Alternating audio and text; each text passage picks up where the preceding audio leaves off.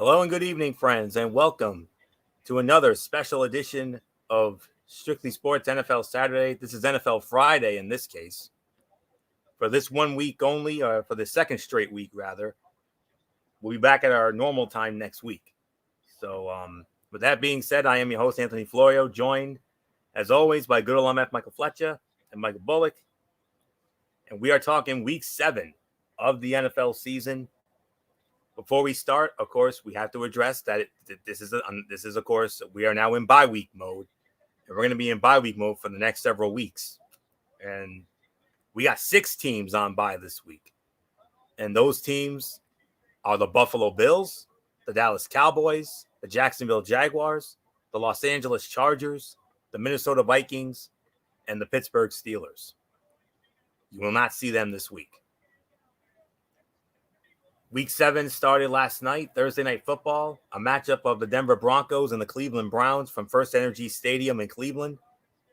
And the Cleveland Browns, despite having all of their best offensive, damn near all of their offensive weapons out with injuries, they still somehow found a way to win this thing. Very surprising. I didn't think they had a snowball's chance, but they somehow did. No Baker Mayfield, no Kareem Hunt, no Nick Chubb. So many great, talents. But at the end of the day, Cleveland got it done. And I was very impressed. 17-14 was that final score. Cleveland, the winner. So they improved to 4-3. And Cleveland next week, oh boy, they got a big one next week. They're going to be hosting the Pittsburgh Steelers. No love lost with those two. And as for the Denver Broncos, they'll be back home next week to host the Washington football team. So that's pretty much all there is to say there. So with that being said, let's get now into the remaining slate. 12 games on the old docket. So we're going to start it off with, in my opinion, the game of the week. Main event starting the show off here tonight. And if MF and I didn't have our baseball playoff commitments, this would have been our game, hands down. This would have been the Tony and Mikey special. The Cincinnati Bengals squaring off against the Baltimore Ravens, M&T Bank Stadium, Baltimore, Maryland, with first place in the AFC North on the line to the winner. And on the call for that one, it'll be Kevin Harlan, Trent Green, and Melanie Collins. And the spread favors the Baltimore Ravens. Baltimore favored by 6.5. And the series history, it favors, I believe it's the Baltimore Ravens. Yeah, the Baltimore Ravens lead the all-time series 27-23. Ravens have actually won 5 in a row against Cincinnati, including at home in Baltimore last year. That was a 27-3 beatdown. The Bengals have not won in Baltimore. We all remember this. 2017, week 17, the game that literally put my Buffalo Bills in the playoffs that year, which I will forever be grateful to the Cincinnati Bengals for ending our 18-year playoff drought. But anyways, let's get into this, as this is far and away the game of the week for me, although there are some other good ones. But here we go. What to watch for? How will Bengals quarterback Joe Burrow navigate the Ravens defense? Burrow has thrown 14 touchdown passes, the second most by a Bengals quarterback through the first 6 games of a season. But he faces a different challenge in the Ravens, who held him to the lowest total QBR, 4.2, of his career last season. Burrow was pressured on a career-high 48.7% of his dropbacks and sacked 7 times in his only meeting against Baltimore. Bold prediction, the Bengals will be limited to fewer than 300 offensive yards.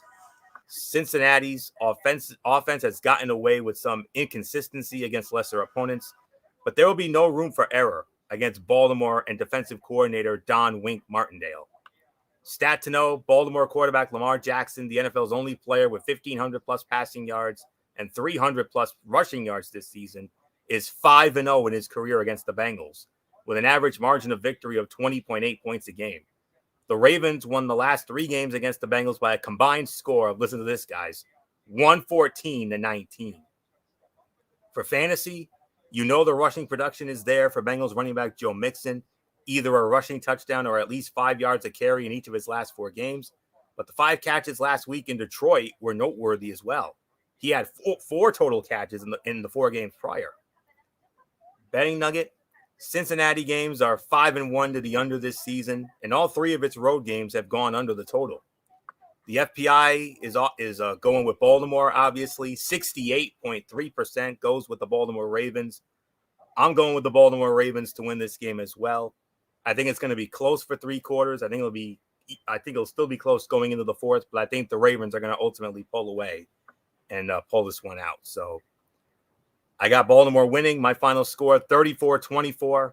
The Baltimore Ravens defeat the Cincinnati Bengals and not only stay in first in the AFC North, but now, as it stands, they are currently, as of right now, the number 1 seed in the AFC.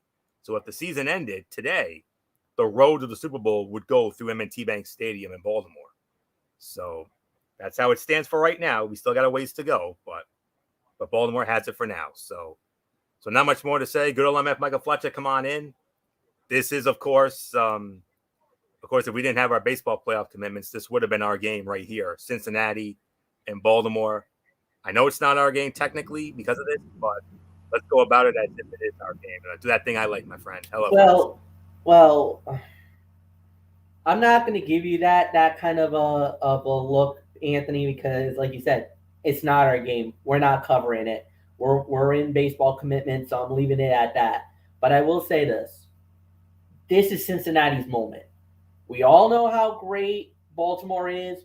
We know how amazing they are on the running attack. We know how good their defense is. For Cincinnati and for Joe Burrow, a lot of people think that, you are on the verge of taking the next step. But Cincinnati has not been relevant since Boomer Esiason in the early 1990s. That's how relevant the Bengals have been. And yeah, there was some years with Carson Palmer that were really good with Chad Johnson, and they had some decent years there. But other than that, has anybody talked about Cincinnati and being a good team? No, absolutely not. I mean, I'll go as far to say it. I don't think they've had any real winning seasons. Maybe a couple, two or maybe 3 or 4 in 20 plus years, 25 plus years. So now you're going up against a Ravens team that many people believe right now could be one of the best teams in the AFC, if not the best in the AFC. Now, I know a lot of people are going to say, wait a minute, what about Buffalo? What about Tennessee? You don't sleep on Kansas City. Yes, they're down, but if they get a run, look out. Granted, I'm not going to dispute that. But right now, for me, the best team in the AFC right now is the Baltimore Ravens. With Lamar Jackson running the football and throwing it when he needs to. You got Mark Andrews, an amazing tight end. You got Hollywood Brown, a very good wide receiver. The running attack is very good. And a very underrated defense that is right now currently ranked in the top 10 in major categories. You got to know that Cincinnati, you're in for the fight of your life right now. And you better step up and you better rise up, or else you're going to get left in the swamp. I think Baltimore is the more superior team. I think they're the more better team. I got the Ravens winning. I think Cincinnati will make a game out of it, but the Ravens are just too strong in too many areas. 24-14 is my final. The Ravens knocks off Cincinnati. Bullock, it's yours. Yeah, like you said, Baltimore. Yeah, they should be the favorites, and they are. But yeah, Cincinnati is going to have to really, really be at the top of their game if they want to have any shot of upsetting the Ravens. They know they're going to be in for the fight of their lives, but it's not really going to matter because I got the Baltimore Ravens winning this one. So yeah, there's really nothing more to add to it. So Florio, it's yours. All right. And I got to be honest with you guys, when it comes to the Fox side of the ledger, there are not too many great matchups, and I could honestly go as far as to call this game their game of the week if you really think about it, because it's going to be the Washington football team squaring off against the Green Bay Packers, Lambeau Field, Green Bay, Wisconsin. Joe Davis sitting in for Kevin Burkhardt. He'll be with Greg Olson and Pam Oliver, and the spread favors Green Bay. Green Bay opening up as an 8-point favorite. Green Bay leads the all-time series 19-15 with a tie. They last met 2 years ago in Lambeau. Green Bay won 20-15. The Redskins, now here's something very interesting here, guys. The last time the Redskins won at the Packers was in 1988, but it was not at Lambeau Field, because there was a time where the Green Bay Packers were actually playing their home games at the old County Stadium in Milwaukee. The last time Washington won at Green Bay at Lambeau, 1986. That was a 16-7 final. So I think I've got all the schematics out of the way. So MF, the de facto game of the week for the Fox side, Washington, Green Bay, Lambeau Field. Green Bay's been red hot. Do they keep it going? I think Green Bay will keep it because of the fact that Washington's defense is a little bit suspect right now. Even though they got a decent running attack, I just don't think that Green Bay is really scared right now. Aaron Rodgers is playing at once again an MVP level. I mean, especially what he did I believe it was last week against Chicago. Oh my God. Did he have the soundbite of the year? I still own you. Not only did he say that, but there was something before then that caught my ear, is that his entire effing career, I owned you. And then, like you said, and then he turned around and said, and I still own you. That was absolutely savagery in its best, in its finest. That's like Pedro Martinez calling the New York Yankees, like, well, call the Yankees my daddy or whatever you want to say. So, I mean, that's as good as it could have gotten. That was epic. I was all for it. I wanted it to hear it. Of course, my boy Pat McAfee had him on Tuesday on his show, and he said it was a spur of the moment thing. He just blacked out after everything else. From the disrespect from the fans, flipping the bird at Aaron Rodgers. That's why he went off and started yelling that I still owe you and all that stuff. But now he goes against Washington. Washington is an up and down team. They're all over the place, but Green Bay is starting to look consistent. They're playing the way that they've been playing all season long. I love this team, and I think they're gonna get another big win here. So yes, at the end of the day, I'm gonna go with the Green Bay Packers to knock off the Washington football team. Michael Bullock is yours. Yeah, I mean, in week one, when the Green Bay Packers got destroyed by the Saints, I mean, everybody was thinking Green Bay's done. Aaron Rodgers is washed up. Oh no, this is a different team from what we saw in week one. And yeah, I mean, they're looking like that team that could be in contention in the NFC again. So, yeah, Washington's defense is going to have a very difficult time slowing down Aaron Rodgers. So, yeah, I mean, this is going to be a really tough test for them, but I think it's going to be too much for them to handle. So, I got Green Bay winning this one as well. So, Florio, it is yours. All right. When it comes to this one here, what to watch for? Green Bay quarterback Aaron Rodgers and wide receiver Devontae Adams are riding high. Rodgers has 12 touchdowns and only one interception during the Packers' current 5-game winning streak. and Adams has an NFL best 668 receiving yards this season. Washington has allowed 186 points this season. It's most through 6 games since 1998. It seems like a recipe for Rodgers and the Packers to roll. Bold prediction, Washington receiver Terry McLaurin will have his third 100-yard game of the season and score a touchdown. But Washington will be the first team this season that fails to score a touchdown when it enters the red zone against Green Bay. Cincinnati's Jamar Chase is the only receiver to go over 100 against the Packers this season. Stat to know, the Packers are 16-2 at home. Oh, hold on. Got a pop up. What is it? It's a vape pen that can I amplify can't get this depression pop up out. So got caught with a pop up here. So these damn pop up videos.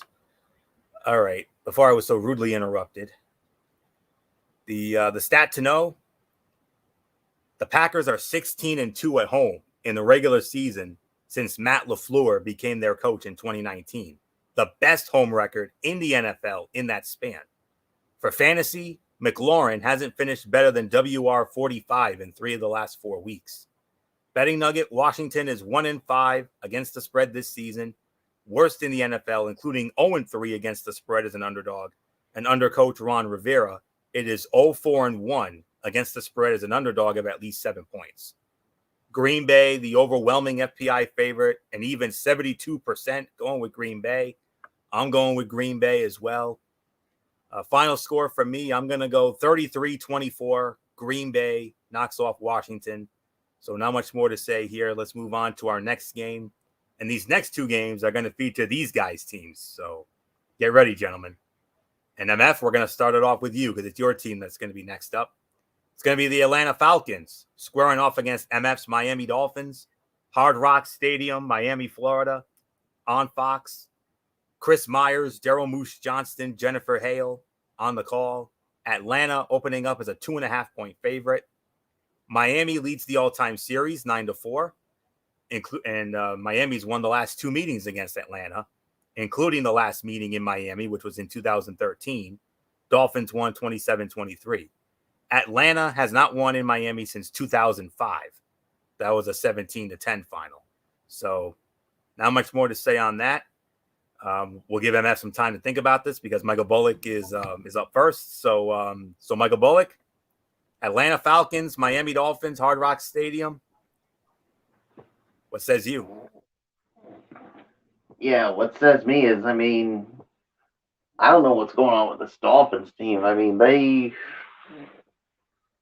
Right now it's not looking good for them. But then again, you could also say the same for the Falcons. But if I had to pick one team here, I'm sorry, Fletch, but I got to go with the Atlanta Falcons to win this one.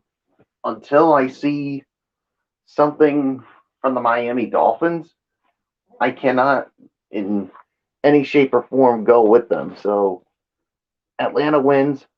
Florida, what's yours? Yeah. Let me see what I have here. What to watch for? Dolphins quarterback Tua Tagovailoa has never thrown for 300 yards in consecutive games in his NFL career and faces a Falcons defense that has yet to allow a 300-yard passer this season. Tagovailoa has also never thrown for 3 touchdowns in a single game, but Atlanta has allowed 3 of its 5 opponents to do so this season. Bold prediction, Falcons receiver Calvin Ridley will have his first 100-yard game of the year and score 2 touchdowns to get his season back on track. During joint practices with the Dolphins in August, Ridley dominated on the field. On Sunday, he'll do more of the same no matter who is lined up against him. Stat to know, Atlanta tight end Kyle Pitts at 308 and Miami receiver Jalen Waddle, 301, are numbers 4 and 5 in receiving yards among rookies this season. For fantasy, after not finishing as a top 15 tight end in consecutive weeks, Pitts was the TE3 in week 5 against the Jets. Betting nugget, Miami is the 5th team to not have a bye following a London game. The previous 4, 2 in 2016 and 2 in 2017, went 2-2, both straight up and against the spread. Believe it or not, the FPI is actually slightly going with Miami here, but it is not much. It is literally a toss-up. 50.5% You can almost round that up to about 51% going with Miami. I don't like those numbers, honestly. Sorry, MF. I'm with Bullock on this one. I got to go with the Atlanta Falcons in this one. My final score, I'm going to go 30-24. And unfortunately, this hard time season is gonna end up continuing. So, MF, I know you and your Dolphin family, you, Eric Carrier, and the rest of your Dolphin family, I know you guys are all ready to be spitting kittens and can come at all of us with the tiki torches and the pitchforks. I mean, I know it's been a hard times year, which I honestly wasn't expecting. I thought you guys were going to be at least a wild card team. I had you as one of the wild card teams, but especially after how you came on strongly last year, but came just a little short. But there's not much more to say. MF, the big question is, I mean, we know Atlanta doesn't really have a good track record. So big question is, can Miami, how can Miami recover after that embarrassing loss to Jacksonville in London? And surprisingly, Brian Flores still has a job. We even talked about that last time out. So sorry, man. I know it's been rough for you, but here you go. It's I don't know. I mean, it feels like everything that has happened this season, and it just is. It's just gone everything wrong. Everything's gone wrong for the Dolphins. There's no doubt about it. This year has been a horrible season. This season's been one of the worst. And I mean, you got a lot of questions that you need to talk about. And at the end of the day, I don't know. I think it's just one of those disappointing seasons that you don't know what you're going to get. And yeah, Miami has been very disappointing. Miami has been a major letdown. And at the end of the day, you just feel like, what is going to be next? What's going to be the look and the whole 9 yards. And it's been one of those type of situations where you're just like, is it, what is going to be the outcome? What's the look of it? The whole 9 yards. And this season, unfortunately for the Miami Dolphins, it's been anything but. They've been very disappointing. Nothing's panned it out. Tua got hurt. When he first played, Tua got hurt. So I mean, at the end of the day, you just are in the back of your mind, you're thinking, it could not get any worse, can it? And unfortunately, it has. They lost to Jacksonville. That was to me, that was the dagger for me. That was the moment where I just was like, you know what? That's it. I'm done. I'm done with the season. Whenever you lose to the Jacksonville Jaguars and you actually help them get their first win of the season, knowing how sorry of a team that team is, I don't know what to even expect. At that point, I would have fired Brian Flores right then and there. I would have started the rebuild from scratch and everything else. Now, on top of that, now you add yet another distraction with all this rumors about Deshaun Watson possibly coming to the Miami Dolphins. Tua might be traded to the Washington football team. So there's so much drama going on in Miami. I don't know how you keep your head straight going into this game. So yeah, I'm going to openly admit it. I'm not surprised that you guys are thinking that Miami's probably going to lose this game. I'm not surprised. And if you talk to me about a few months, if you talk to me earlier in the week, I would have said the same thing. I would have said, yeah, I think Miami's going to lose. But I got to give the team at least one more chance. Clearly Atlanta's not a great team at all. And you kind of feel like, something has to give at some point. But we'll just have to wait and see. So, I just feel like everything's going wrong. but I gotta live and die. I'm one of those that if I'm gonna go down with the ship, then F it, I'm going down with it. I'm a ride or die. Yeah, am I taking a big risk here by picking the Dolphins? Absolutely. But at the end of the day, I'm loyal to the end.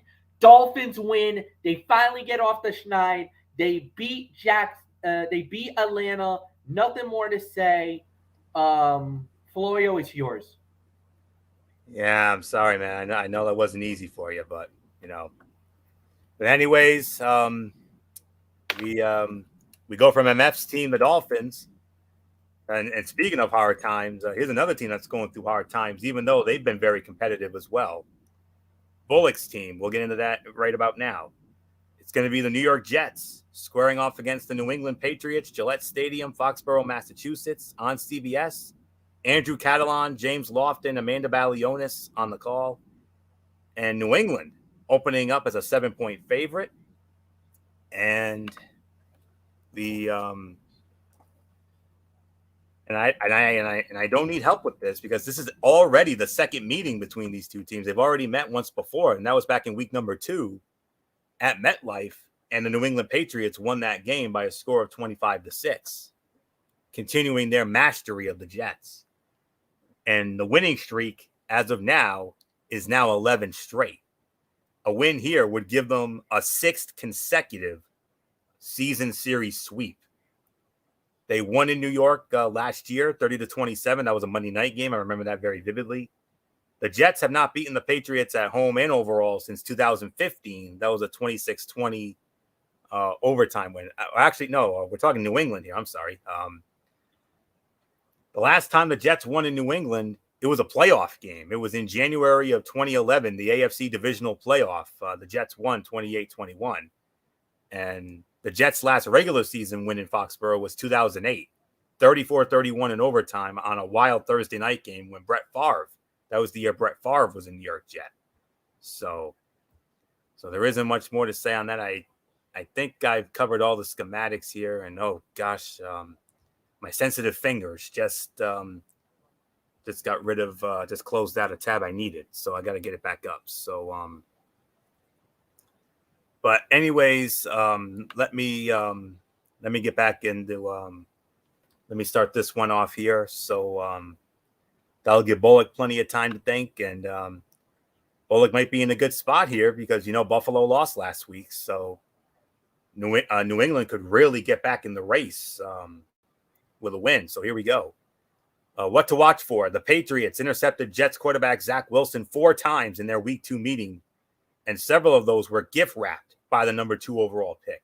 Will history repeat itself? The Patriots have just 2 interceptions in their other 5 games. Well, their other 5 games and a -3 turnover differential on the year. Bold prediction, a first quarter pick 6 by safety Marcus May will kill 2 slumps with 1 stone, so to speak. It'll be the Jets' first interception in 8 games, dating to last season and their first score of the season in the opening quarter. The Jets have been outscored 30-0 in the first quarter and 75-13 in the first half this season, but they'll still find a way to lose the game. Stat to know, New England receiver Jacoby Myers has 121 career receptions, but no receiving touchdowns. No other wide receiver to debut in the last 40 years has had more than 100 catches before his first career touchdown reception, per the Elias Sports Bureau. For fantasy, there were just 5 players who ran for a score and saw 3 targets in both weeks 4 and 5. 4 of those names won't surprise you: Jonathan Taylor, Kareem Hunt, Austin Eckler, and Najee Harris. Jets rookie running back Michael Carter is the 5th. Betting nugget, New England is 0-4 outright and 1-3 against the spread at home this season, including 2 outright losses as a favorite. But New England is opening up as a sizable FPI favorite, 70.9%, right about 71% going with New England. I'm going with New England as well. I think New England will finally break the home slump. 27-17, I got the New England Patriots knocking off the New York Jets, finally getting their first home win of the year. They're 0-4 at home. I believe I read it was the first time since 93. I'm pretty sure Bullock could probably handle that, being the super fan that he is. So We'll get 94, Florio. 94. Okay. Because I heard it on the news during one of the sports reports. I was only off by a year. So, but anyways, I think New England will get off the schneid here when it comes to Gillette. Once upon a time, the toughest place to win. Now it ain't so tough anymore. But in this case, I think for this 1 week, it will be tough because I think New England will win. So 27-17, New England beats the Jets. MF, Patriots, they've won 11 in a row now against the Jets. Do I hear a dozen? I'm pretty sure it's going to be a dozen. There's no doubt about it. At the end of the day, that it will be the New England Patriots. The way that they've been playing, not the best performance so far this year. But they've had their moments. They've had a couple of good wins. They had some devastating losses. And yeah, I think at the end of the day, it should be a good enough team. The Jets are just the Jets are the Jets. I mean, there's really nothing more to add. I mean, golly, they've been so bad. It looks like Zach Wilson.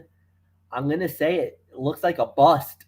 He does. I'm gonna say it. I know I'm being a little harsh. Hey, Mike, he's a rookie. Cut him some slack. Well, I'm sorry, but in this day and age in the NFL, it's what have you done for me lately? We've been saying the same thing about Tua and the Dolphins. We can say the same thing about a number of teams right now. If you don't stack up, or if you're not competitive, and the thing is, the Jets have been rebuilding, and it gets to a point where enough is enough. Come on, guys, you gotta take the next step. You gotta elevate yourself, and that's not happening now with this team.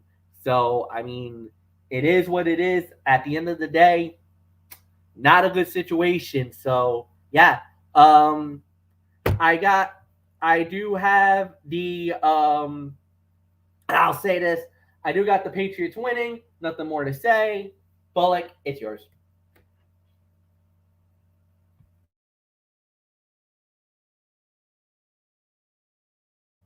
Mike?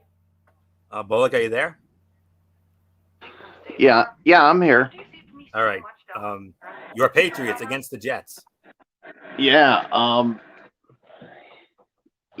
I think it's going to be 12, and it's going to be a dozen. I mean, yeah, like you said, with Zach Wilson, I mean, he's pretty much been a bust up to this point, because I literally don't see anything coming from this young kid. And yeah, New England's bound to win their first game at Gillette Stadium. And the thing is, I mean, yeah, the record's not good, but the thing is, they've been competitive. They took the Super Bowl champs to the limit, guys, and we were there to see that. And they took the Cowboys, and the Cowboys, they took them to the limit. What a game. I mean, Derek was there. Yeah, Derek was actually at that game. Yeah, I know that. And they could have won either of those games. So don't let that record deceive you, because they've competed, especially against the best. So I see the Patriots winning this one. So yeah, nothing more to say. Florio, it is yours. All right. So let's see what's next up. All right. 2 early games left, and next up we will get into the matchup. This will be over on Fox, and it will feature the Carolina Panthers squaring off against the New York Giants. MetLife Stadium, East Rutherford, New Jersey, in the Meadowlands. Adam Amin, Mark Schlereth, and Shannon Spake will have the call of that. And Carolina opening up as a 3-point favorite. Carolina leads the all-time series 6-4. Well, sorry, Michael Bullock. I hate to do it to you, brother, but ladies and gentlemen, for the third time in the last 5 years, the Houston Astros are going to the World Series. They have put away, I got to pull a Gorilla Monsoon. I'm sorry to do it, but I got to do it. And they did it in grand style, putting away Michael Bullock's Boston Red Sox 5-0 here tonight. So the Houston Astros will now await either the Los Angeles Dodgers or maybe good old MF Michael Fletcher's Atlanta Braves, perhaps. But either way, we'll see Houston. We'll find out who they will face. And now that game and that Dodger Brave Game 6, now with this, it's obviously going to be a primetime game now from here on out. So there you have it. So Houston Astros going back to the World Series. Yeah, congratulations to Houston. A job well done. I know a lot of people are complaining about the last game, which was Game 5 and how that game ended. But, Houston was not deterred. They felt like they knew they had to get the job done. And a lot of the times when you force a Game 7, winner take all hands on deck, that's something that I think Houston just was like, you know what? We just couldn't do it. They were down 2-0. Boston just couldn't get any runs aboard. And that's the devastating factor of it, is that their team was so red hot in the first couple of games of the ALCS, and then the bats went silent. Boston just could not get any runs across. And once Houston's offense got going, they just got better and better and better, Anthony. And then at the end of the day, even tonight, it was a 2-0 game for most of the night. Boston couldn't get any runs aboard. And then the 3-run home run in the bottom of the 8th, that was the dagger. That ended the series. And like you said, the Houston Astros, for all of the negativity, for all of the BS, for all of the cheating scandals that they were receiving from a lot of people, from a lot of fans, Yankee fans, Dodger fans, Red Sox fans, Derek Ferreira, and alone, this is the biggest FU that the Houston Astros could give to all of the naysayers. They want it, and they're going to the World Series. So that's their biggest thing more than anything else. This is a revenge tour for the Houston Astros to prove it to the Major League Baseball fans, the fans that doubted them, the fans that neglected them, the fans that said that, oh, you're the real evil empire, you're a bunch of cheaters, and this and that. Well, guess what, folks? They're now about to play in the Fall Classic, and they now have a shot to win yet another World Series. Where are those Yankees right now? Where are those Red Sox right now? They're going home. They're not in the World Series. So you can choke up. So what the Houston Astros is saying, why don't you choke on that, slap nuts? And before we put the matter to bed, MF, maybe you'll agree with me on this, maybe not, but we'll see. When it comes to Houston winning this series, I mean, you know what that means. Another opportunity for one of the good guys of the game, Dusty Baker, to finally get a ring. Oh, without a doubt. A big deal for Dusty, man. Look, Dusty got to, I don't think Dusty's ever won the World Series. Well, did he win the World Series with San Francisco? No. He didn't. No, he didn't. He got there in 2002. But they lost to the Angels. Lost to the Angels, yeah. So, I mean, at the end of the day, man, Dusty Baker's one of those good guys. He's always been a guy that can always revitalize a team. And he's done a yeoman's job, especially after what happened with AJ Hinch and, like I said, the cheating scandal, and it cost them the job and the whole 9 yards. Now Dusty's got them back to where they wanted it to be all along, the World Series, the Fall Classic. And now the AAL pennant, the American League pennant, goes to the Houston Astros, and now they wait. Either it will be the Atlanta Braves or it will be the Los Angeles Dodgers. So we'll see. But there is a side note. Big news coming out of from LA. Matt Scherzer is out. What? He will not.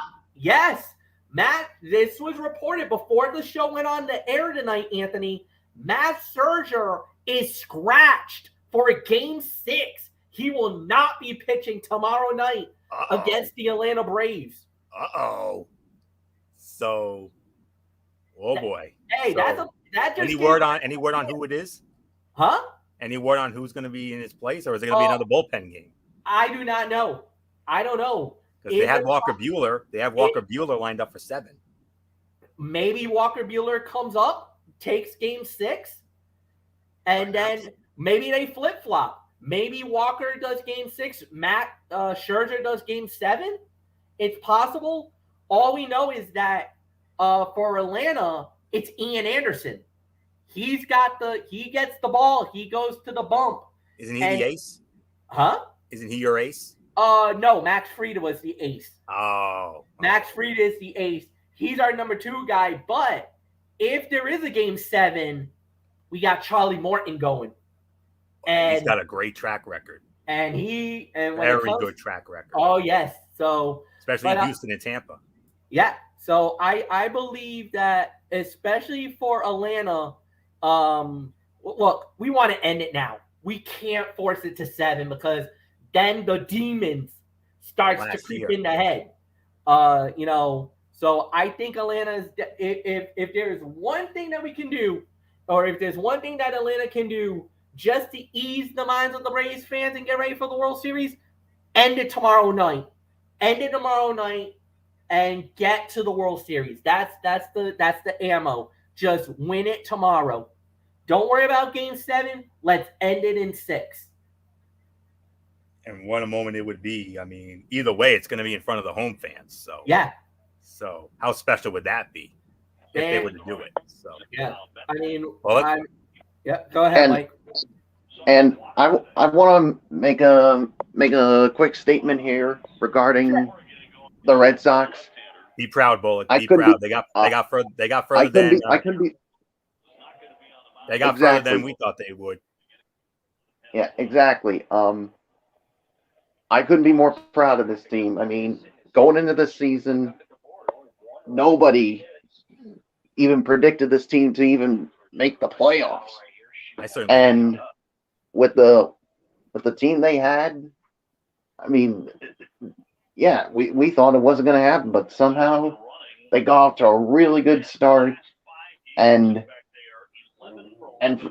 yeah, with their battle when they had that COVID outbreak near the end of the season, and then all they had to do was win that game 162 against the Nationals, and they got in there.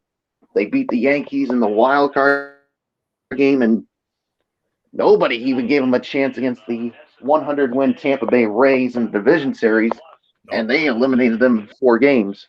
Most impressive. And yeah, I mean, and they got off to a good start against the Astros, but I think in the end they just ran out of gas. I mean, I'm not gonna sugarcoat it. They just ran out of gas. I mean, but if I'm gonna be honest with you, anywho, I could not. But if I'm gonna be honest with you, I think the real turning point was that ridiculous call by Laz Diaz. That's what did it. But that's all they needed. Yeah, I mean, but the thing is, Florio, I mean, that Laz Diaz call was a bad one. But here's the thing: the Red Sox had their opportunities in Game 4. They had their chances. So you can't put it all completely on Laz Diaz.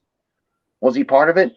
Absolutely. But the Red Sox, they had their chances and they just couldn't cash in on it. So, but anywho, congratulations to the Houston Astros. I mean, yeah, they're the most hated team right now in baseball because of that cheating scandal. I get it, but you got to give credit to Dusty Baker because he was put into a very, very tough spot. So, I mean, the only reason why I want the Astros to win is just because for Dusty Baker, because of what he's accomplished, the only thing that's missing from his resume is that ring. Yep. He's now got that opportunity. First time in He's 19 got that years. opportunity.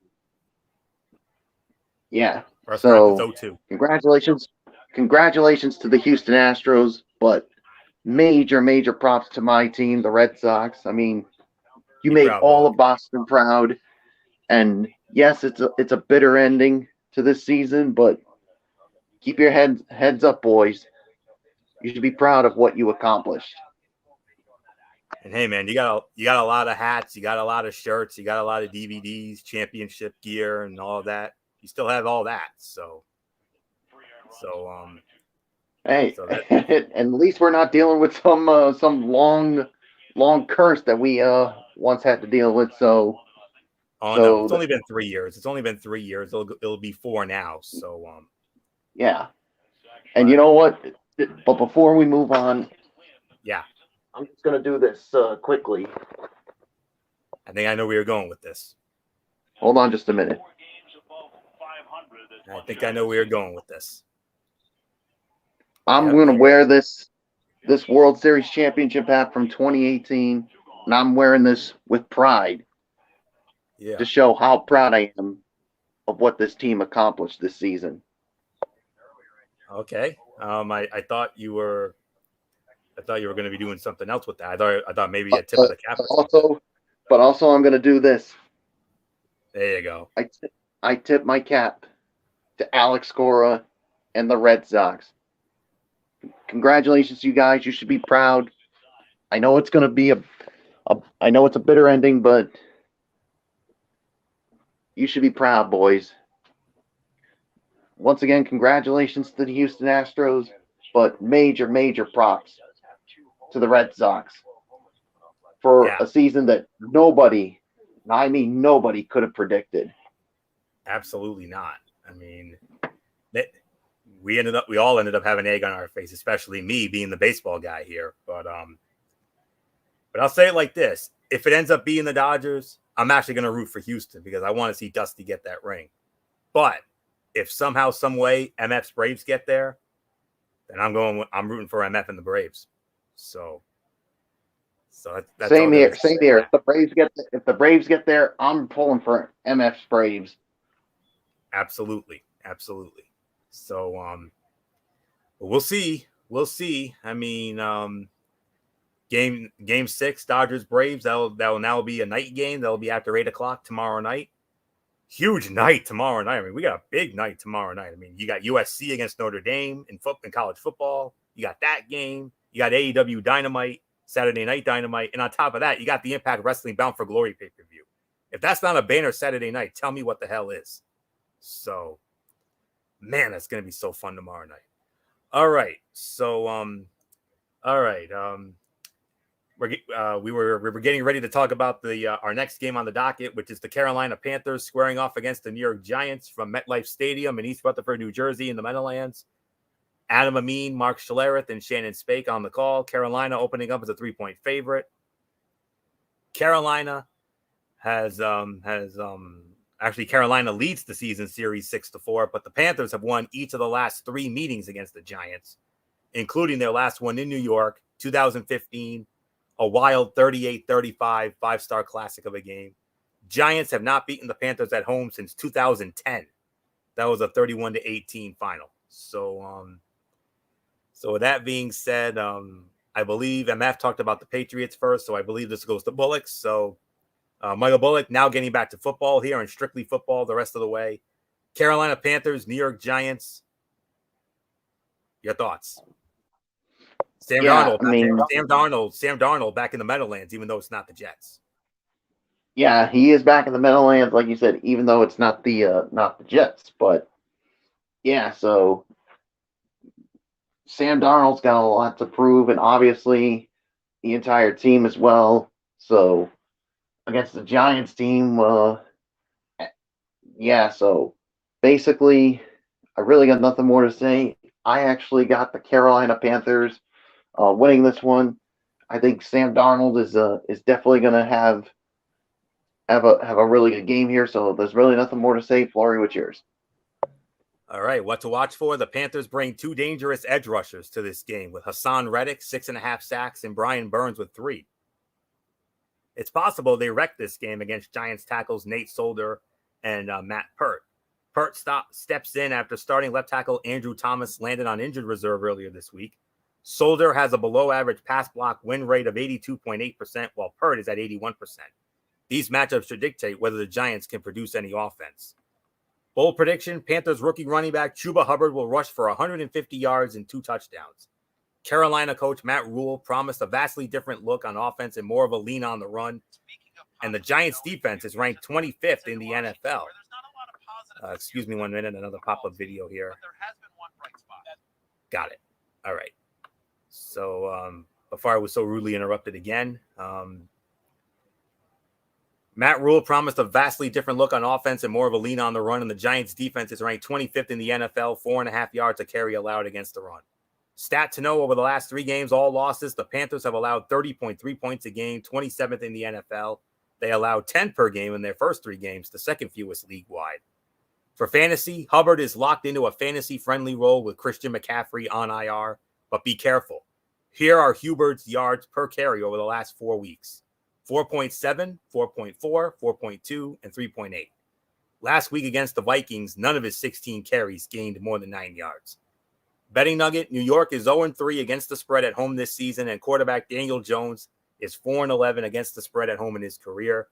Carolina, the FPI favorite, 56.6%, about 57% going with Carolina.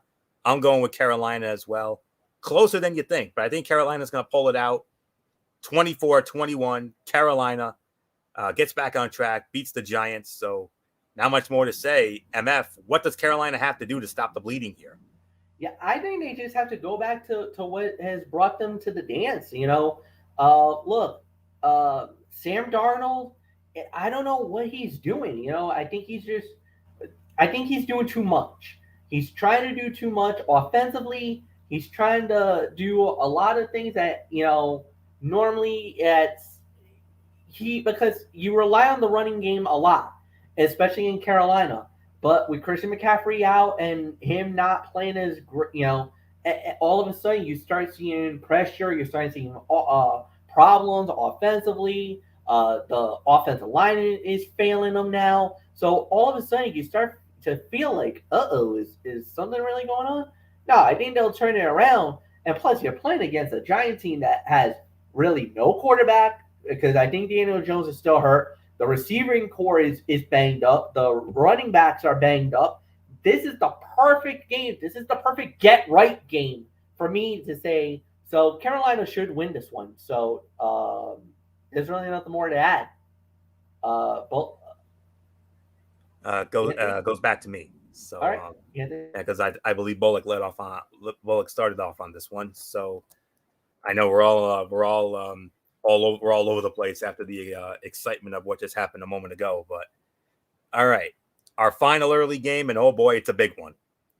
Going into the season, I probably would have had this as the game of the week, but this is actually our number 3 game of the week record wise. But this is going to be a beauty here, gentlemen. Get ready for this.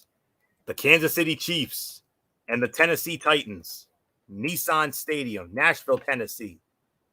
This game will be over on CBS, and it'll be the main game as part of this latest doubleheader for the mothership. And on the call for this one, Ian Eagle, Charles Davis, Evan Washburn, and Kansas City opening up as a 4.5-point favorite. Kansas City leads the all-time series 27-23. They last met 2 years ago in Nashville. Tennessee won that game, wild game, 35-32. And then, of course, as we all know, a few months later, Kansas City got their revenge in the AFC Championship game. And the Chiefs have not won in Nashville since 2013. That was a 26-17 final. So this is the other big game of the week on our side of the ledger. So I think we had the better ledger this week, and but this is probably number 2 behind Cincinnati and Baltimore. So or 3 rather, because there's another game that's actually the number 2 game, believe it or not, because of the records. But anyways, what to watch for? Patrick Mahomes is 3rd in the NFL with 5 passing plays of 40 yards or more, and he's leading the NFL with 18 passing touchdowns. The Titans, meanwhile, have allowed 6 passing plays of 40 yards, 3rd worst in the NFL, Tennessee's banged up secondary has to find a way to keep the Chiefs passing game from hitting the big play on Sunday. Bold prediction, the Chiefs will hold Titans running back Derrick Henry to fewer than 100 rushing yards. Henry has had some big games against the Chiefs. He is off to a red-hot start with 783 yards and 10 touchdowns on the ground. And the Chiefs are allowing 5.2 yards a carry, number 30 in the NFL. But the Kansas City defense may have finally found its footing in last week's game against Washington, and the expected return of defensive tackle Chris Jones with a wrist should help. Stat to know, Titans receivers A.J. Brown and Julio Jones, Chiefs tight end Travis Kelce, and Chiefs receiver Tyreek Hill all rank in the top 10 in yards per route among 83 players with at least 150 targets since 2019. Brown is 6th at 2.64. Jones is 8th at 2.56. Kelce is 9th at 2.5 or 2.5. And Hill is 10th at 2.48. For fantasy, Kansas City running back Darrell Williams scored 23.9 fantasy points in his first start of the season last week, a total that normal starter Clyde Edwards-Helaire with a knee has yet to hit this season. With 21 carries, the feature role is clearly his right now, and he has caught multiple passes in 4 straight games. Betting nugget, Kansas City is 4-13 against the spread in its last 17 games, including the playoffs. It has not covered back-to-back games since weeks 6 to 8 of last season, and it is 0-3 against the spread against teams with winning records this season. FPI going with Kansas City, 59.1% going with KC. Very tough to call. I know Tennessee beat Buffalo last week. I'm not even mad at that because Buffalo's still in good shape in the East, so we're fine. But, I mean, if I were to go with Tennessee, I would say Tennessee would win 35-30. But in this case, I don't know why, but Kansas City, I think, has been a better road team than at home, and this is a road game, so I think Kansas City can steal one here. So I'm going to say KC wins 31-24, but I would not at all be surprised if Tennessee were to beat the Chiefs and keep this thing going. So there's not much more to say. I mean, MF, when the schedule came out, this easily would have been our game here. KC and Tennessee. I mean, all the star power, with all these weapons on both sides, if this thing is not a shootout, it's going to be very disappointing. But the big question is Kansas City now back on track? And what about Tennessee? Can Tennessee keep their momentum going after that huge win against Buffalo Monday night? Yeah, I think the big question is, how is everything going to play out? And there's so much uncertainty right now, Anthony, that we just don't know. I believe that Kansas City, maybe they got out of the rut, but there's no real clear cut outcome here. So at the end of the day, I don't know how this is going to play out, but I do think one thing is for sure, though. I do believe that Kansas City should turn it around, and I do believe that they will turn it around. I think if Patrick Mahomes and the guys start to play the way that they normally play, Kansas City wins going away. But as far as this game goes, like I said, this is going to be a tough game. It's going to come down to the wire, but I got Kansas City. I think they figured it out. I think they'll get the job done. There's really nothing more for me to say. Give me the Kansas City Chiefs to win this game, and Michael Bullock, I give it to you. Yeah, I got the Kansas City Chiefs winning this one as well. I mean, it's like you said. I mean, they're the better road team and than home team. Yeah, I mean, Tennessee will definitely give them some fits, but I just got a feeling that Patrick Mahomes is going to have a really good game here. So give me the Chiefs in this one. Florio, it is yours. All right, and with that, I believe we now move on to the late games now. And went on the wrong page for a minute. All right. We got 4 late games here, and we got 2 4:05 games on Fox and 2 4:25 games on CBS. And we're going to start with the first of our 4:05 games. And, well, we got a reunion. This is the game we've been waiting for since the end. This is the game we've been waiting for since the end of January, if you really think about it, when this mega trade went down. And we're going to get it right here. Detroit Lions squaring off against the Los Angeles Rams from the home of Super Bowl 56, SoFi Stadium, Inglewood, California. And this game will be over on Fox, of course. And just trying to get my series history. Okay, we got it. This one will be on Fox, and on that call, it will be Kevin Kugler, Mark Sanchez, and Laura Oakman. And the spread, oh boy. Believe it or not, this spread is only the second biggest spread of the week. There's actually a spread bigger than this, believe it or not. The Rams are opening up as 16-point favorites. All right, Bullock, obviously Bullock won't be able to hang for the rest of the night. He's got to head out. So obviously work commitments in the morning. So Bullock will be sitting out the rest of the show. So MF and I will take you the rest of the way as we start with the late games. So 16-point spread in favor of the Rams. And that's not even the biggest spread of the week. There's a bigger spread than this. Yeah. And we're going to get into that in a little bit. Rams lead the all-time series 44-40 with a tie. Their last meeting was 2018 in Detroit. Rams winning 30-16. These two teams have not played in Los Angeles since 1993. And the Detroit Lions actually won that game 16-13. Rams last beat the Lions in LA in 88. But their last home win overall against the Lions was 2015 in St. Louis, 21-14. But MF, I know it may not be the sexiest matchup. I know it's a zonk game. I get it. But the only reason why this, and matter of fact, the two zonk games are actually highly anticipated. And when it comes to this case, Jared Goff returns to LA. It's not only Jared Goff returning to LA, it's also Matthew Stafford going up against his former team. That's right. Against the Lions. That's right. So there's definitely something to prove, not just for Jared Goff against the Rams, but there's also something to prove for Matthew Stafford against the Lions. So the Lions have been amazing. The Rams have been amazing. Look, the Lions, the thing is with the Lions is that they get so close and then something bad happens. The juju just hits on them and they lose the game. So at the end of the day, that's exactly how this is going to play out.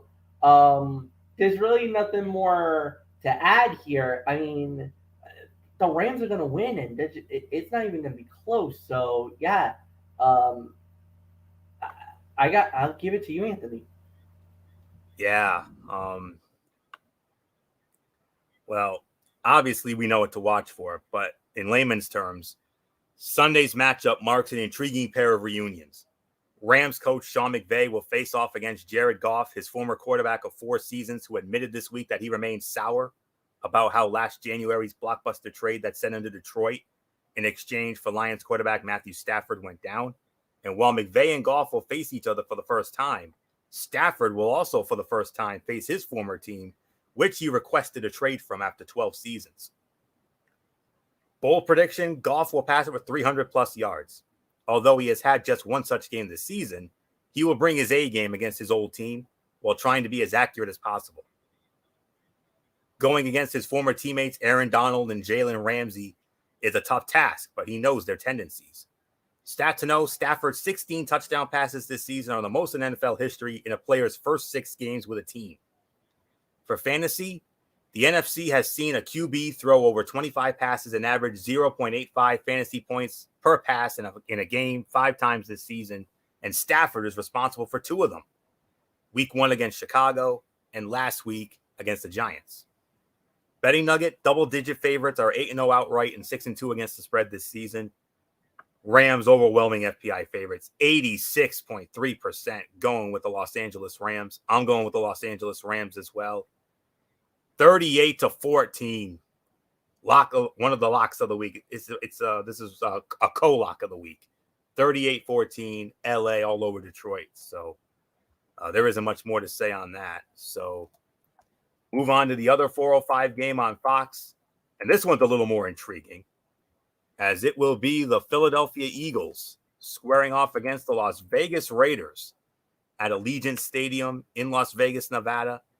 And And this one will be over on Fox as well.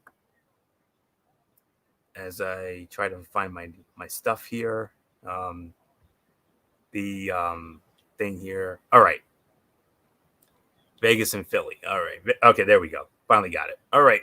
On the call for that one will be Kenny Albert, Jonathan Vilma, and Lindsey Zarniak. And the spread favors Vegas. The Raiders opening up as a 3-point favorite. Philly leads the all-time series 7-5. Philly's won the last 2 meetings against the Raiders, including the last time the Raiders were the home team.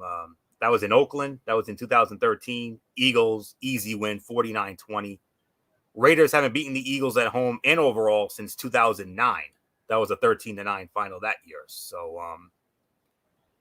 with that being said, I believe I start this one off. So what to watch for? How will the Raiders compartmentalize their emotions against an Eagles team that last played 10 days ago? Las Vegas ran the gamut in an emotional week that included the resignation of Coach John Gruden after his email scandal and ended with its most impressive all-around game in recent memory. The Eagles are well-rested, and with another quarterback who can extend plays in Jalen Hurts, the Raiders' defense will again be put to the test. Bold prediction, Hurts will become the first quarterback to rush for 2 touchdowns in 3 straight games since 1950. The Raiders ranked 26th against the run, 4.6 yards a carry allowed, and Hurts will take advantage to help get the Eagles' season back on track. He's tied for the most quarterback rushing touchdowns, 5, entering Week 7 while leading his team in rushing yards with 300. Stat to know, Las Vegas quarterback Derek Carr is 54 passing yards shy of 2,000. The most by a Raider quarterback through 7 games is 2,382. And that was Rich Gannon in his MVP and Super Bowl year of 2002. For fantasy, Hurts has thrown just 5 touchdown passes over the last 5 weeks, and yet he is the only quarterback in the NFL who has been a top 12 option at the position every week this season. Betting nugget, 9 of Las Vegas's 11 home games at Allegiant Stadium have gone over the total since it opened last year. Vegas is the FPI favorite, 60.1%, 60% going with Vegas. And you know what? I'm going to go with Las Vegas as well. I'm going to go with the Raiders to win this one. My final score, close game, 27-23. The Raiders knock off the Eagles. So not much more to say. MF, Philly took Tampa to the limit last Thursday night, but the Raiders, after all that drama with John Gruden, and they had to go on the road to Denver, solid team, and yet the Raiders, look what they did in Denver. Can they keep that momentum going after all the nonsense they've been through over the last couple of weeks?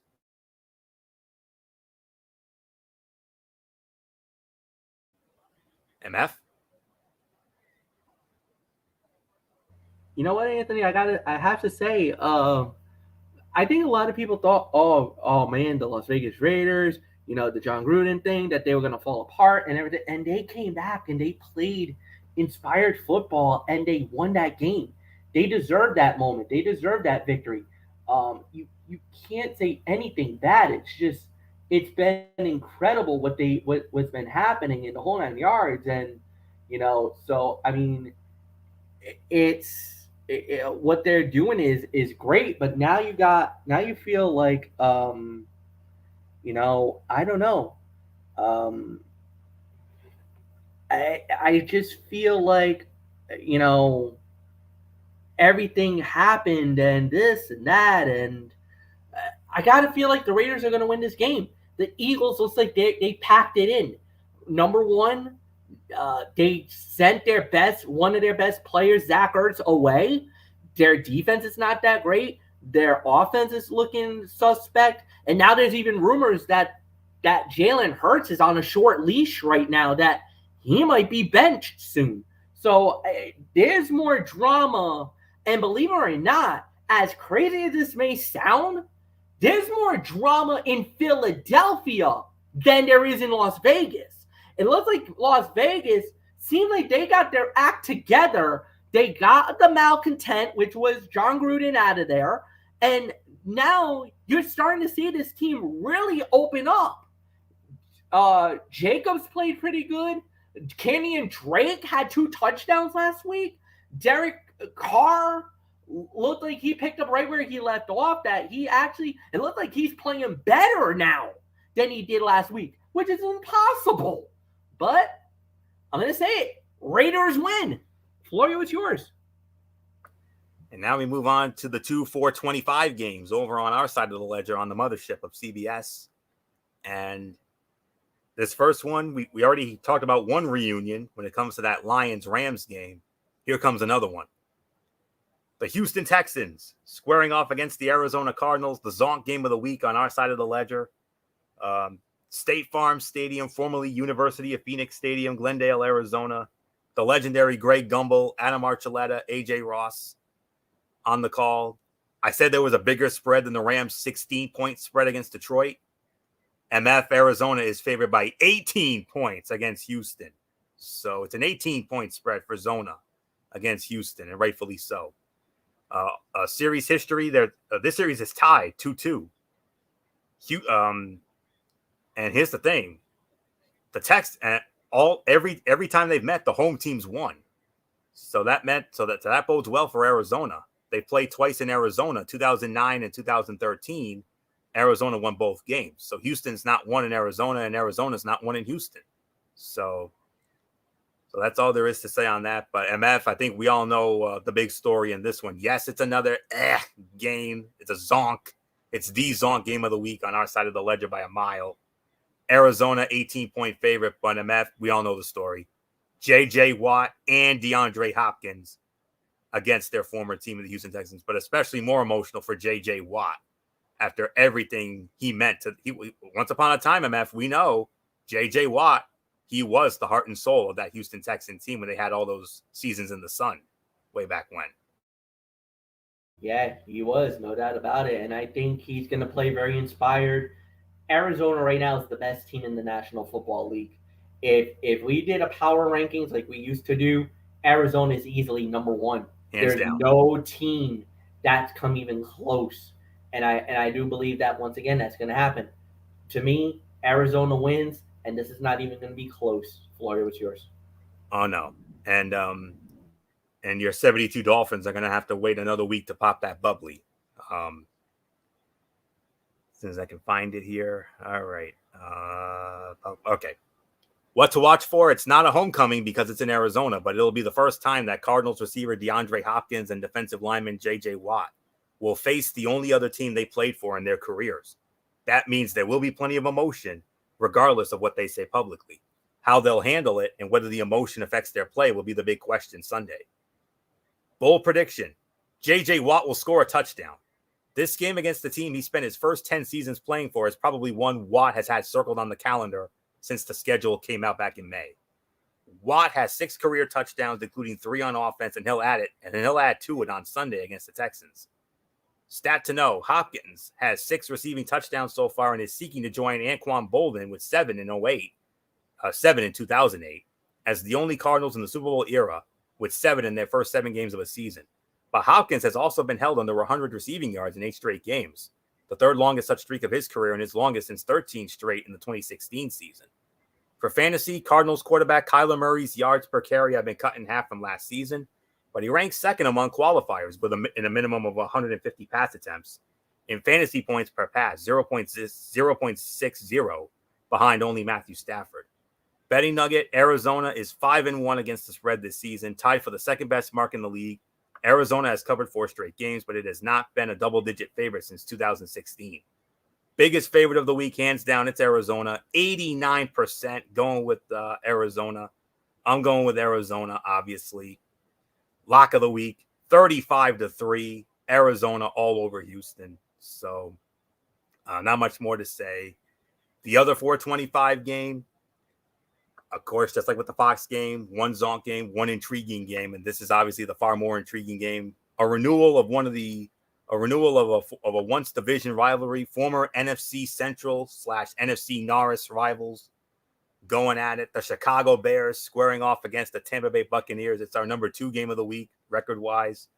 Raymond James Stadium, Tampa, Florida. Hello, friends. Jim Nantz, Tony Romo, Tracy Wolfson, they'll be there. And Tampa, another big spread. Tampa Bay opening up as an 11.5-point favorite. even though Chicago leads the all-time series with Tampa 40-20, and the Bears have won each of the last 2 meetings, but those games were in Chicago. Their last meeting in Tampa, 2017, Tampa won 29-7. The Chicago Bears have not won in Tampa since 2015. That was a 26-21 final. So I believe I start this one. All right. So what to watch for here? The Bucs have survived a rash of injuries, particularly among their defensive backs, and penalties to get to 5.1 or to get to 5-1 rather. But if you look closely at those wins, only one has come against a top 10 defense, the New England Patriots, and that was by the skin of their teeth against a rookie quarterback in Mac Jones. So this may be closer than expected, but look for the Bucs pass rush to continue to be the difference maker against Chicago quarterback Justin Fields and a Bears offensive line that has surrendered a league-high 22 sacks this year. Bold prediction, Tampa Bay quarterback Tom Brady will commit 3 turnovers, and Tampa will still win easily.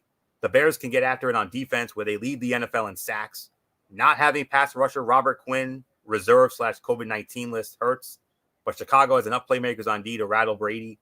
The problem is the Bears cannot score points to capitalize on those takeaways. The stat to know, Brady and Bucs receiver Antonio Brown have connected for 10 touchdowns since week 15 of last season, the most by any quarterback receiver duo in the NFL over that span. For fantasy, a single player has accounted for 100% of his team's backfield touches 5 times this season. Najee Harris in week 1, David Montgomery in week 3, Alvin Kamara in week 5, James Robinson, and Khalil Herbert of Chicago last week. Betting nugget, unders are 5-1 in Chicago games this season, tied for the best under mark this season, along with the Cincinnati Bengals and the LA Chargers. But all 3 Tampa Bay home games have gone over the total this season. Tampa Bay, another big favorite in the FPI, 81% going with Tampa Bay. I'm going with Tampa Bay. Closer than many think, but I think Tampa will still win. 30-20. I got Tampa Bay knocking off Chicago. So nothing more to say. MF, champs keep on rolling. Yeah, champs keep on rolling, no doubt about it. I'm going to give you the benefit of the doubt here. Tampa should win this one, and like you said, this should be an easy victory. So Tampa wins, and Anthony? Time to go prime time. It's time to go prime time, and we started off with Sunday Night Football on NBC. Sleeper matchup in a sense, as it will feature the Indianapolis Colts squaring off against the San Francisco 49ers from Levi's Stadium in Santa Clara, outside of San Francisco. You know who's working that, of course. Back from his 1-week vacation. You know, it was Mike Tirico last week, but the legendary Al Michaels will be back with Chris Collinsworth and Michelle Tafoya. And San Francisco opening up as a 4-point favorite. Indianapolis leads the all-time series 26-18, and the Colts have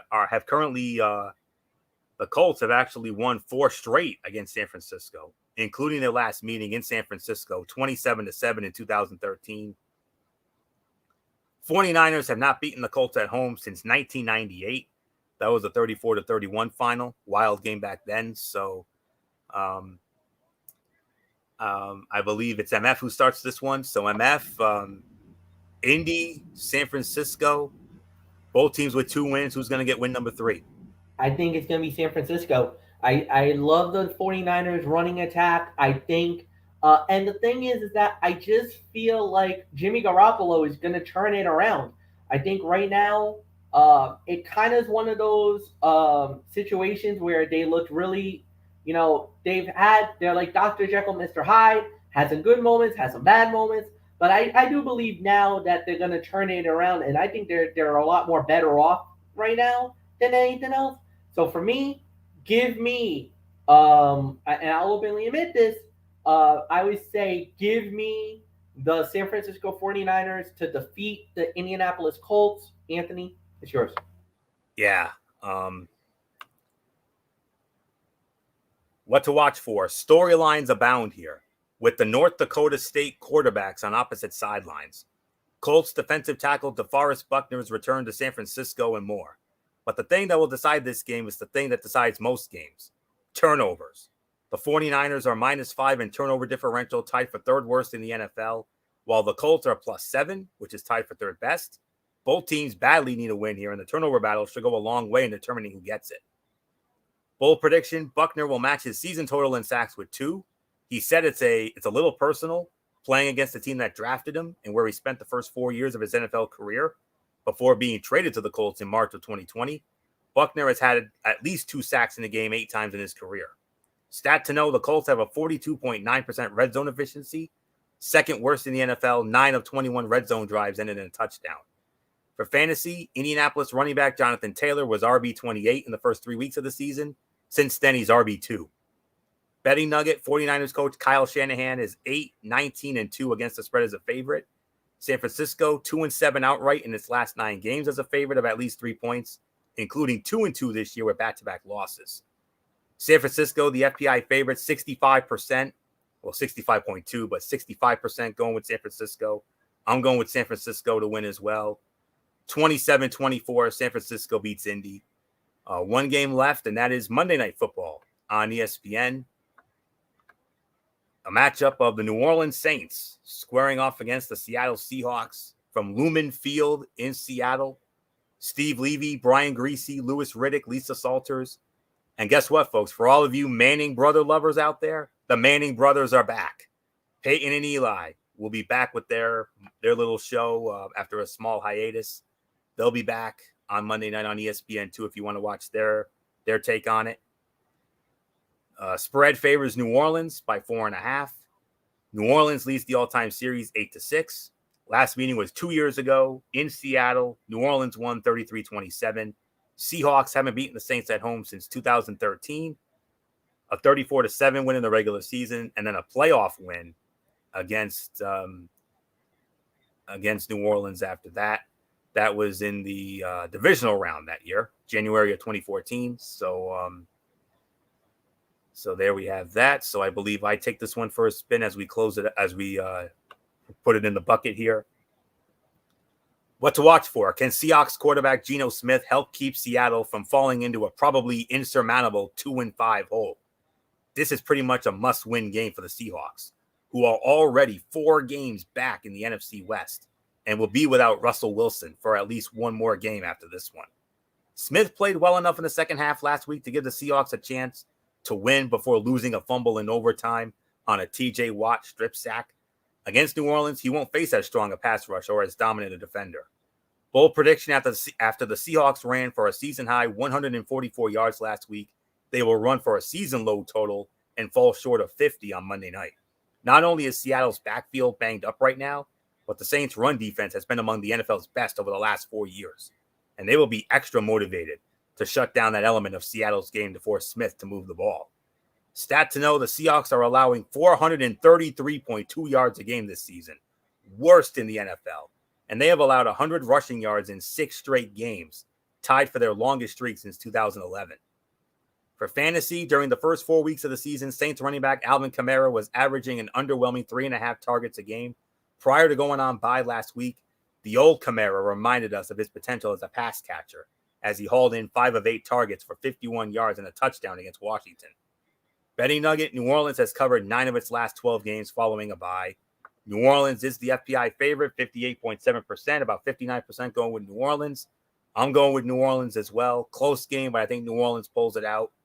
26-22, New Orleans steals one in Seattle. So not much more to say. MF, you heard what I just said. Must-win game for Seattle, especially since Russell Wilson is unfortunately not out of the woods yet.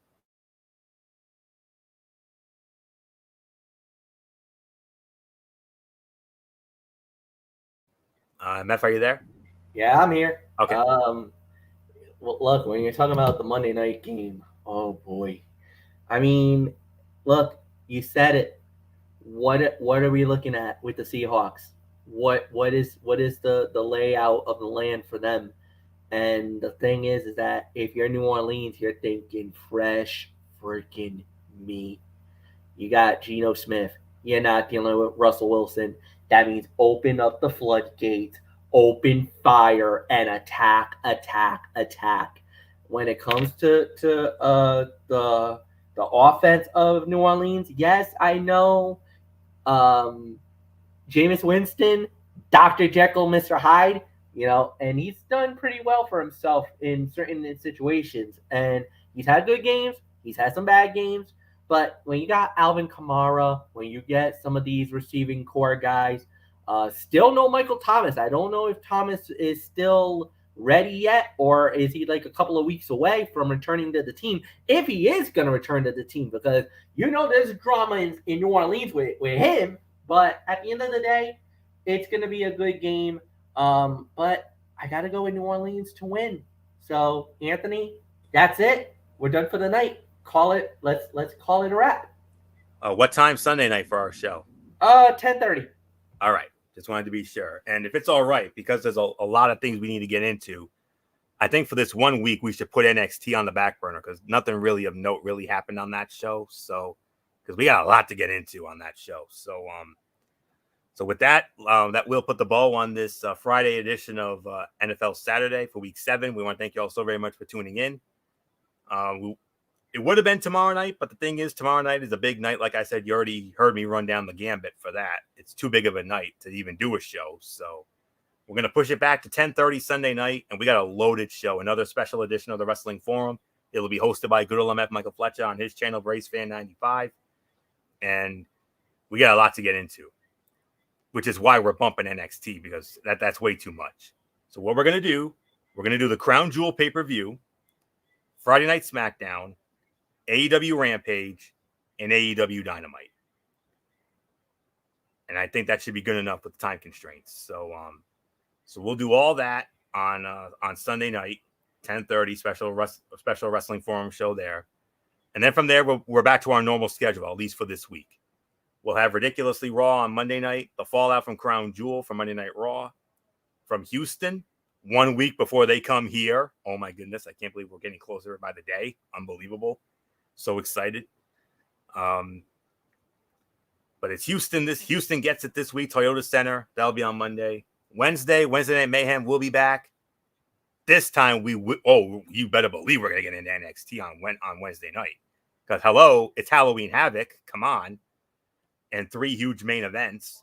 So we're gonna definitely get into that, as well as AEW Dynamite.